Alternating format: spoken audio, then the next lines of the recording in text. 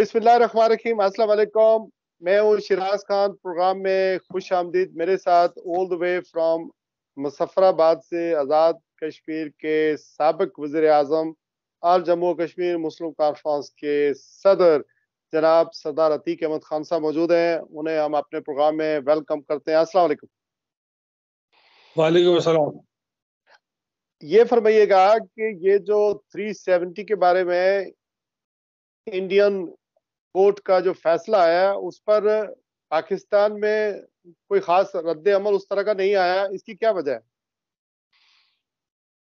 دیکھیے رائے شیراز صاحب، اس طرح ہے کہ جہاں تک ہندوستان کے سپریم کورٹ کا سوال ہے تو ہندوستان کے سپریم کورٹ کا کوئی ٹریک ریکارڈ اچھا نہیں ہے. اگر آپ افضل گرو کے کیس میں دیکھیں تو انہوں نے لکھا فیصلے میں کہ ایویڈنس تو کافی نہیں ہے، لیکن ہندوستان کے لوگوں کے ضمیر کو مطمئن کرنے کے لیے افضل گرو کو پھانسی دینا ضروری ہے. بابری مسجد کے معاملے میں ان کا فیصلہ دیکھیے وہ اسی طرح کا ہے. تو ہندوستان کے سپریم کورٹ سے تو کوئی زیادہ توقع کی نہیں جا سکتی تھی. ایک بات تو یہ ہے، اور دوسرا یہ ہے کہ ان کا جو فیصلہ ہے وہ فیصلہ کسی طرح بھی اقوام متحدہ کی قراردادوں کو متاثر نہیں کرتا. وہ کسی طرح کے علاقائی اور بین الاقوامی معاہدہ جات کو متاثر نہیں کر سکتا. اس پر ان کو کوئی جورسڈکشن حاصل نہیں ہے. اور پھر ایک پہلو یہ بھی ہے کہ یہ جو آرٹیکل ہے یہ ہندوستان کے آئین کا آرٹیکل ہے. اس میں سے ترمیم کرنا نہ کرنا سپریم کورٹ کا، یہ جو ہے اس کا وہ پہلو بھی موجود ہے کہ ہندوستان کے آئین کے ساتھ ہندوستانی کو چھیڑ چھاڑ کرنا چاہیں، اس میں رد و بدل کرنا چاہیں تو ہمیں زیادہ فکر مند ہونا چاہیے نہیں ہونا چاہیے، یہ پہلو بھی سامنے رکھنے کی ضرورت ہے. اس لیے اس کے کئی حوالے ہیں، لیکن یہ ہے بڑا مایوس کن، بڑا افسوسناک.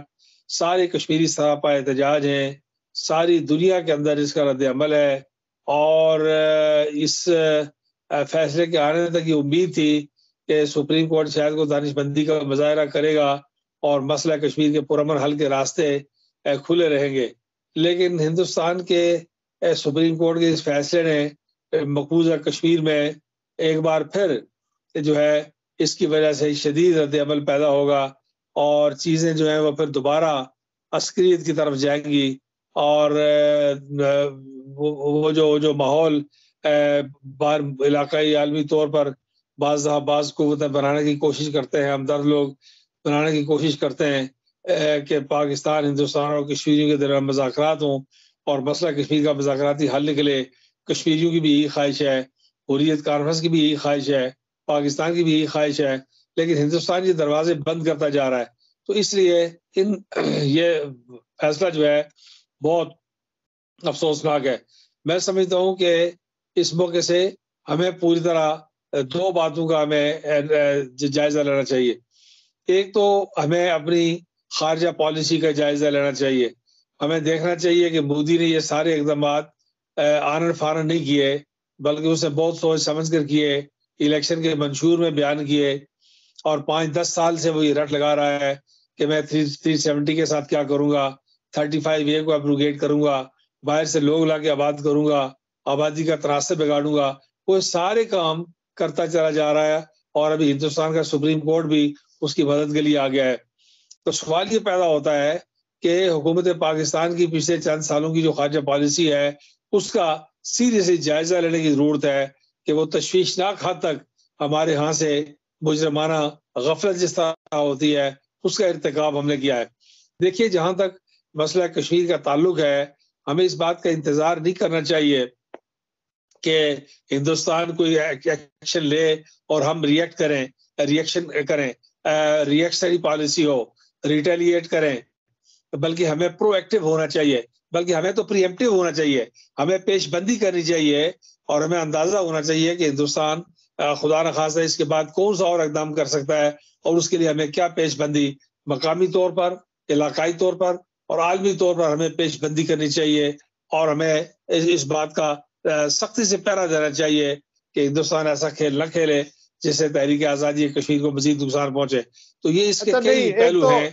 پالیسی میں کشمیر کی فارن پالیسی یا کشمیر پالیسی ظاہر ہے پاکستان کے ہمیشہ سینٹرک ہونی چاہیے، اس کو مرکزیت حاصل ہونی چاہیے.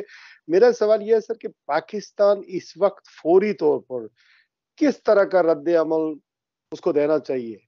ایک طرف اگر میں یہ بھی ریلیٹ کر دوں کہ ایک طرف آبادی کے تناسب کو بگاڑنے کے لیے 40 لاکھ کے قریب اسٹیٹ سبجیکٹ انڈیا نے غیر ریاستی باشندوں کو ایشو کیے تاکہ وہاں پر آبادی کے تناسب کو بگاڑا جائے، اور اس کے باوجود یہ پاکستان کا اس کے اندر کشمیریوں کی شہادتیں ہیں، اس کے نتیجے میں جنگیں ہو چکی ہیں، بہت سارے معاملات ہو چکے ہیں، تو ابھی کیا کرنے کی فوری طور پر ضرورت ہے؟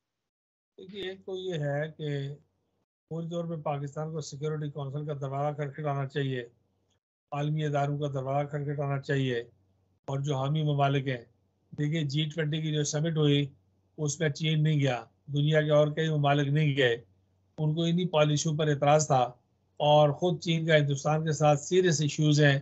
اروناچل پردیش کے کھلاڑی جو پچھلے مہینے وہاں کھیلنے کے لیے چین گئے ہیں، ان کو چین نے اسٹیپل ویزا دیا ہے، ہندوستانی پاسپورٹ میں ویزا نہیں دیا، اور انہوں نے کہا کہ اروناچل پردیش جو ہے وہ چین کا علاقہ ہے، ہندوستان کا علاقہ نہیں ہے کہ ہم ہندوستان کے پاسپورٹ پر ویزا دیں ان کو.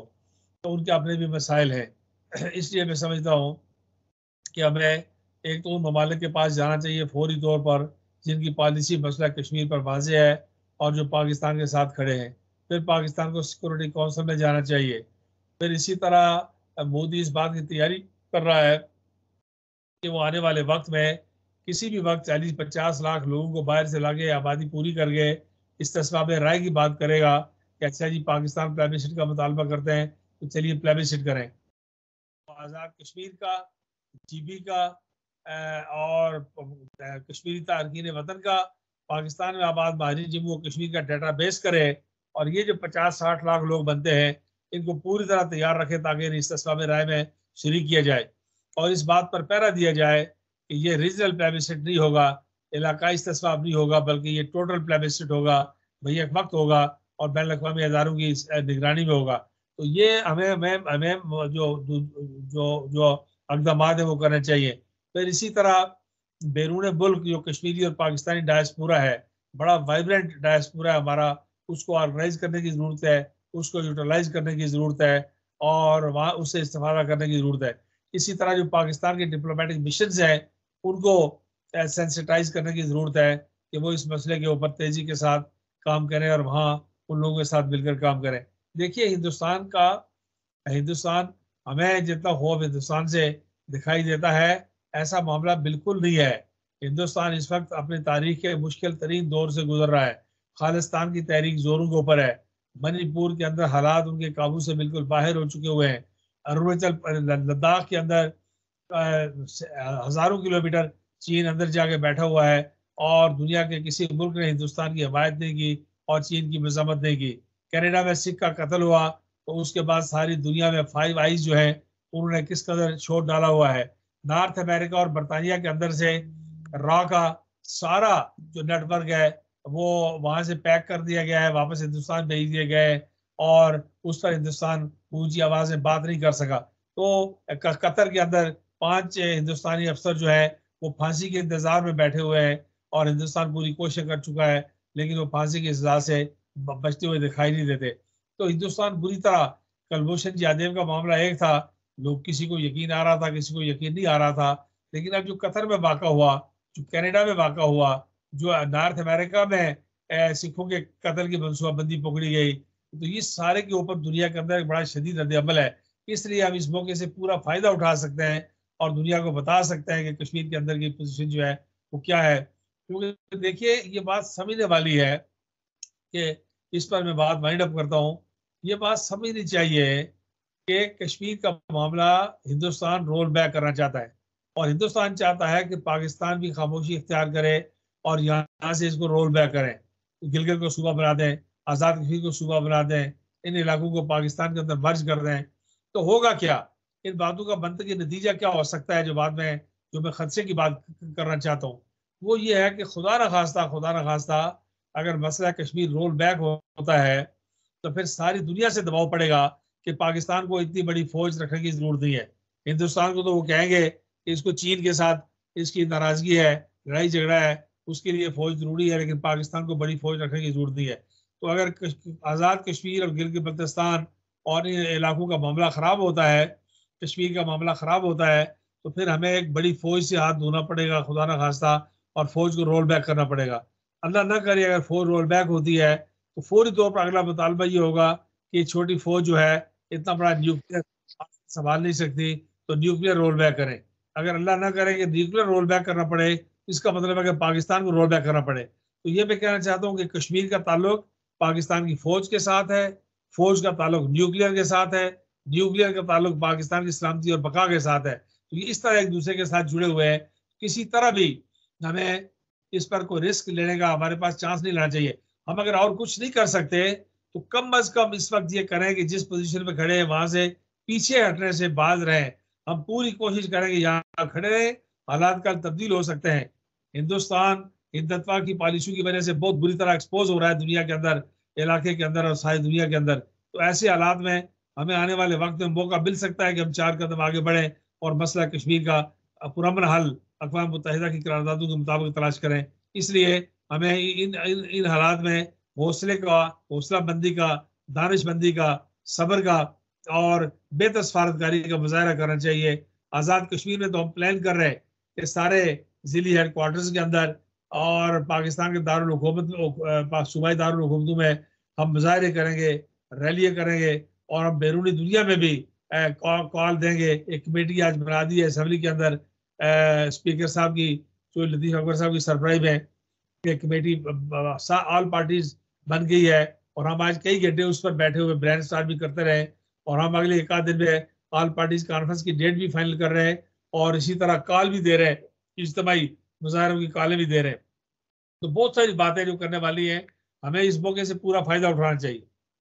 اچھا, مجھے نا آپ کی اس بات سے مکمل اتفاق ہے. دیکھیں, گریٹ برٹن نے ہانگ کانگ پر چین کا حصہ تھا 156 ایئر, یعنی 156 سال, 1 صدی اور 56 سال اس نے وہاں پر حکمرانی کی, لیکن بالآخر چین نے ہانگ کانگ لے لیا گریٹ برٹن سے. میں جس پسپائی کی بات میں کر رہا تھا وہ یہی تھی کہ ہمیں اس مسئلے سے پسپائی اختیار نہیں کرنی چاہیے تھی, لیکن مجھے آپ سے ایک اپالوجی بھی کرنی ہے. اپالوجی یہ کرنی ہے کہ میری انڈرسٹینڈنگ یہ ہے کہ 75 سالوں میں کشمیر پر اگر تھوڑا بہت کام ہوا, سی پی ایم شروع ہوئے, وہ جنرل پرویز مشرف صاحب کی وجہ سے ان کے دور حکومت میں شروع ہوئے, اور اتنا ہی کام ہم 75 سال میں کر سکے کہ کچھ خاندان آپس میں مل سکے, لوگوں کا ایک دوسرے سے اٹریکشن ہوا, جانا جانا شروع ہوا. اور اس وقت آپ جنرل پرویز کی اس پالیسی کو اپریشیٹ کرتے تھے, اور میں اس کا ناقد تھا, جس پر مجھے آج اس کے بعد جو کچھ ہوا وہ تو آپ دیکھ لیں. جنرل باجوہ صاحب نے کیا کہا میڈیا کو بلا کر کہ کس طرح ہمارے ٹینکوں کو زنگ لگ جائے گا, یہ ہم رکھ نہیں سکتے, ڈی مورلائز کیا گیا, پیچھے ہٹا گیا, اور آزاد کشمیر کی سب سے بڑی جماعت مسلم کانفرنس کو جس طرح اس کو کنارے پر لگانے کی کوشش کی گئی, اور لاڑکانہ اور گڑی خدا بخش اور پھر جاتی عمرہ کی سیاست کو وہاں پروان چڑھایا گیا, اور جو گند جو سیاست پاکستان کے اندر ہو رہی ہے اسی طرح کے گالم گلوچ, اسی طرح کے الیکشن کمپین آزاد کشمیر میں چلی. اب یہ بھی نہیں پتہ چلتا کہ آزاد کشمیر میں کس کی حکومت ہے, کس پارٹی کی ہے, کون اپوزیشن میں ہے, کوئی پتہ نہیں چل رہا. تو یہ جو کھلواڑ ہم نے کیا ہے وہ تو ہندوستان جو کچھ کر رہا ہے کر ہی رہا ہے, لیکن ادھر جو کچھ ہم نے کیا میرے خیال میں وہ بہت غلط تھا. تو coming back to general Pervez Musharraf کہ وہ کم از کم داخلی خود مختاری تو دینا چاہتا تھا ہندوستان, اور پاکستان کو چاہ رہا تھا کہ ہم داخلی خود مختاری دیں تاکہ اس پر کوئی آگے مسائل بڑھے. آج بھی میرے خیال میں کوئی مرد مومن, کوئی مرد حق, کوئی اس معاملے پر چلے, اور جو بھی بات چیت ہو, جو بھی معاملات ہوں, اس پر اگر کام ہو, آزاد کشمیر گلگت بلتستان کو ایک یونٹ بنا کر اس کو ایک داخلی خود مختاری دے دی جائے اور یہاں سے آغاز کیا جائے, تو اس کے بھی بہت زیادہ امپیکٹ پڑنے والا ہے. ڈو یو ایگری سر؟ دیکھیے, میں اس بات سے بالکل 100% اتفاق کرتا ہوں کہ پچھلے سال میں جنرل پرویز مشرف کی جو کشمیر کی پالیسی تھی اور مسئلہ کشمیر کے حوالے سے تجاویز تھی, نہ صرف یہ کہ اس وقت بہترین تھی, بلکہ موجودہ دور میں بھی اس سے بہتر کوئی تجویز اور کوئی پالیسی مجھے دکھائی نہیں دیتی. آج بھی اگر اسی وہیں سے شروع کیا جائے جہاں سے انہوں نے چھوڑا تھا تو میں سمجھتا ہوں کہ پھر بھی بات جو ہے وہ بہتری کی طرف جا سکتی ہے. لیکن اس کے لیے بہت ضروری ہے کہ ہمیں اس وقت جو تھا وہ میں سمجھتا ہوں کہ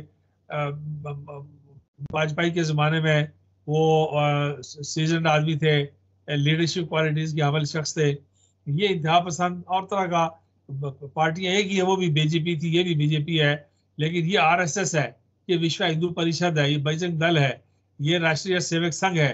یہ انتہا پسند طبقے کی, یہ تو ہندو طالبان کا امام ہے جو ہے یہ نریندر مودی. اس لیے جی نریندر مودی جو ہے وہ بالکل ہندو طالبان کا امام ہے. اور یہ بات میں سال سے کہہ رہا ہوں, یہ اصطلاح میں نے ایجاد کی تھی آج سے 8-10 سال پہلے یہ کہا تھا. اور اس کے بعد پھر برطانیہ کے معروف جو پیپرز ہیں, انڈیپینڈنٹ ہے, گارڈین ہے, انہوں نے فرنٹ پیج پہ ہندو طالبان کی اصطلاح استعمال کی. تو اس کا موجد میں خود ہوں. تو یہ میں کہنا چاہتا ہوں کہ پرویز مشرف کی کشمیر ریلیٹڈ جو پروپوزلز تھیں وہ بہت بہتر تھی, بدرجہ بہتر تھی. آمد و رفت, انٹرا کشمیر ٹریڈ تھا, ٹریول تھا, کشمیریوں کی ایسوسیشن تھی, اور مسئلہ کشمیر پر پیش رفت کے امکانات تھے. تو یہ آج بھی یہ جو موجودہ صورتحال ہے اس کو ٹھیک کرنے کے لیے ضروری ہے کہ پاکستان جو ہے وہ اگریسو ڈپلومیٹک اوفینسو لانچ کرے اور پرو ایکٹیو کشمیر پالیسی پر توجہ دے, اور اے پی آئی سی کو اور کشمیری اسٹیک ہولڈرز کو, سارے اسٹیک ہولڈرز کو آن بورڈ کیا جائے. اور ہندوستان خطے کے اندر جس طرح ایکسپوز ہوا ہے, عالمی طور پر جس طرح ایکسپوز ہوا ہے, اس سے پوری طرح استفادہ کرنے کی کوشش کرنی چاہیے. تھینک یو ویری مچ سردار عتیق احمد خان صاحب, سابق وزیر اعظم آزاد کشمیر سے ہماری گفتگو چل رہی تھی. انہوں نے اپنا دیا ایک بھرپور جواب, لیکن سامو ہم نے ایک بھرپور پروگرام کرنا ہے سردار عتیق احمد صاحب سے کے ساتھ, اور پھر باقی ایشوز پر بھی, آزاد کشمیر کے معاملات کے اوپر, آزاد کشمیر کی جماعتوں کے حوالے سے, آزاد کشمیر میں حکومتی امور کے حوالے سے, آزاد کشمیر میں ایک تحریک عوامی چل رہی ہے بلات کے حوالے سے, یہ سارے ایشوز پر ہم ڈسکس کریں گے. لیکن ٹل دیٹ ٹائم آپ مجھے اجازت دیجیے. السلام علیکم ورحمۃ اللہ. بہت شکریہ سر. السلام علیکم.